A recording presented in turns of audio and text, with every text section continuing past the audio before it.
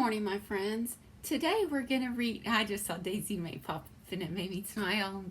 Today we're going to read chapters 18 and 19, and tonight I'm going to read chapter 20, and we're going to finish Mr. Popper's Penguins. So, April winds. If I remember correctly, we had just left off with the penguins starting to warm up and needing more ice. So, if it was unseasonably warm in Boston, and it was actually hot in New York, in their rooms at the Great Tower Hotel overlooking Central Park, the penguins were feeling the heat badly. Mr. Popper took them up to the roof garden to catch whatever cool breeze might be blowing. The penguins were all charmed by the sparkling lights and the confusion of the city below. The younger birds began crowding over the edge of the roof and looking down at the great canyons beneath them.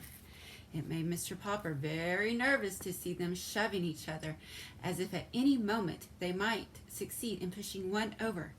He remembered how the South Pole penguins always did this to find out what danger lay below. The roof was not a safe place for them. Mr. Popper had never forgotten how badly frightened he had been when Captain Cook had been so ill before Greta came. He could not risk the chance of losing one of his penguins now. Where the penguins were concerned, nothing was ever too much trouble for him. He took them downstairs again and bathed them under the cold showers in the bathroom. This kept him busy a large part of the night. With all of this lack of sleep, he was quite drowsy the next morning when he had to call the taxis to get to the theater. Besides, Mr. Popper had always been a little absent-minded. That is how he made his great mistake when he said to the first taxi driver, "Regal Theater." "Yes, sir," said the taxi driver, threading his way in and out of the traffic of Broadway, which greatly interested both the children and the penguins. They had almost reached the theater when the driver suddenly turned. "Say," he said, "you don't mean to say those penguins are going to be on the same bill with Swenson's seals, do you?" "I don't know what else is on the bill," said Mr. Popper, paying him. "Anyways, here's the Regal." And they piled out and filed in the stage entrance. In the wings stood a large, burly, red-faced man.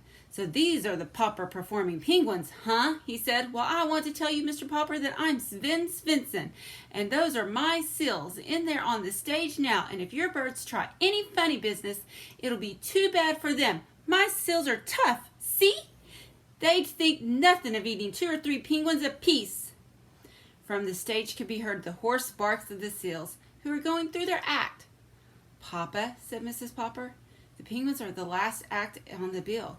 You go run back quick and get those taxis, and we'll let the penguins ride around a while until it's time for their number." Mr. Poppers hurried out to catch the drivers. When he returned, it was too late. The Poppers performing penguins had already discovered the Svensson seals. "Papa, I can't look!" cried the children. There was a sound of dreadful confusion on the stage. The audience was in an uproar, and the curtain was quickly rung down. When the Poppers rushed onto the stage, both penguins and seals found the stairway leading to the Svensson dressing room and were on their way upstairs. "I can't bear to think what's happening up there," said Mr. Popper with a shudder.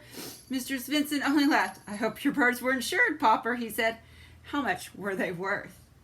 "Well, let's go up and look." "You go up, Papa," said Mrs. Popper. "Bill, you run out of the theater and call the police to come and try to save some of our penguins." "I'll go get the fire department," said Janie. When the firemen with a great clanging came and set up their ladders so that they could get in through the window of Mr. Svensson's dressing room, they were a little vexed to find that there was no fire at all. However, when they found 6 black mustached seals sitting barking in the middle of the room with 12 penguins parading gaily around them in a square, they felt better. Then the policemen came in their patrol and climbed up the ladder which the firemen had left against the building. By the time they too came through the window, they could scarcely believe their eyes, for the firemen had put firemen's helmets on the penguins, which made the delighted birds look very silly and girlish. Seeing the firemen so friendly with the penguins, the policemen naturally took sides with the seals and put policemen's caps on them. The seals looked very fierce with their long black mustaches and black faces underneath. The penguins under the firemen's helmets were parading in front of the policemen, while the seals and their policeman caps were barking at the firemen when Mr. Popper and Mr. Svensson finally opened the door. Mr. Popper sat down. His relief was so great that for a moment he could not speak. "You policemen had better get your hats off my sills now," said Mr. Svensson. "I got to go down on the stage and finish the act now." Then he and his 6 seals slipped out of the room with a few parting barks. "Well, goodbye, ducks," said the firemen, regretfully removing their helmets from the penguins and putting them on their own heads. Then they disappeared down the ladder. The penguins, of course, wanted to follow, but Mr. Popper held them back. Just then the door flew open and the theater manager burst into the room. "Hold that man!" he shouted to the policeman, pointing at Mr. Popper. "I have a warrant for his arrest." "Who? Me?" said Mr. Popper in a daze. "What have I done?" "You've broken into my theater and thrown the place into a panic. That's what you've done. You're a disturber of the peace." "But I'm Mr. Popper, and these are my performing penguins, famous from coast to coast. I don't care who you are. You haven't any business in my theater. But Mr. Greenbaum is going to pay us $5,000 for a week at the Regal." "Mr. Greenbaum's theater is the Royal, not the Regal. You've come to the wrong theater anyway. Out you go, you and your performing penguins. The patrol is waiting outside." Admiral Drake. So Mr. Popper with Mr. Cook, Greta, Columbus, Louisa, Nelson, Jenny, Magellan, Adelina, Scott, Isabella, Ferdinand, and Victoria was bundled into the patrol wagon and hustled off to the police station. None of his police could move the desk sergeant. "That theater manager is pretty mad at the way you busted into his theater, so I'm holding you. I'm going to give you all a nice quiet cell until you furnish bail.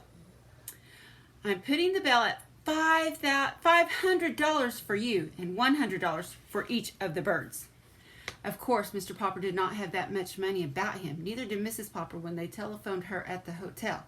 The hotel bill was paid for several days ahead, but she had no cash. The check for the final week's salary was not due until the end of the week. Indeed, it now looked as if the Poppers would never see the check, since they could not get the penguins out of jail long enough to put on their act at the Royal Theater. If only they could get in touch with Mr. Greenbaum. Mr. Popper knew that kind of man would have got them out. But Mr. Greenbaum was somewhere in Hollywood out on the Pacific coast, and the Poppers had no idea how to reach him. It was very dull for the birds in jail. Wednesday came, and there was still no word from Mr. Greenbaum. Thursday, and the birds began to droop. It was soon apparent that the lack of exercise combined with the heat might prove too much for them. There were no more tricks or merry games. Even the younger birds sat all day in dismal silence, and Mr. Popper could not cheer them up. Mr. Popper had a feeling that Mr. Greenbaum would probably turn up by the end of the week to see about renewing the contract, but Friday passed without any news of him. Saturday morning, Mr. Popper got up very early and smoothed his hair. Then he dusted off the penguins as well he could, for he wanted everything to look as presentable as possible in case Mr. Greenbaum should appear. About 10 o'clock, there was the sound of footsteps in the corridor and a jingling of keys, and the door of the cell was opened. "You're free, Mr. Popper. There's a friend of yours here." Mr. Popper stepped out into the light with the penguins. "You're barely in time, Mr. Greenbaum," he was about to say. Then, as his eyes became accustomed to the light, he looked again. It was not Mr. Greenbaum who stood there. It was a great bearded man in a splendid uniform, smiling. He held out his hand to Mr. Popper. "Mr. Popper," he said, "I am Admiral Drake." "Admiral Drake?" gasped Mr. Popper. "Not back from the South Pole?" "Yes," said Admiral Drake.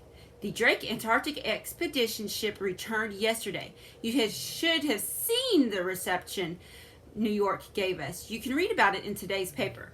But I read about the trouble you were having over the penguins, and so here I am. I have a long story to tell you." "Could we go to the hotel and talk about it?" asked Mr. Popper. "My wife will be anxious to see us back." "Certainly," said the Admiral.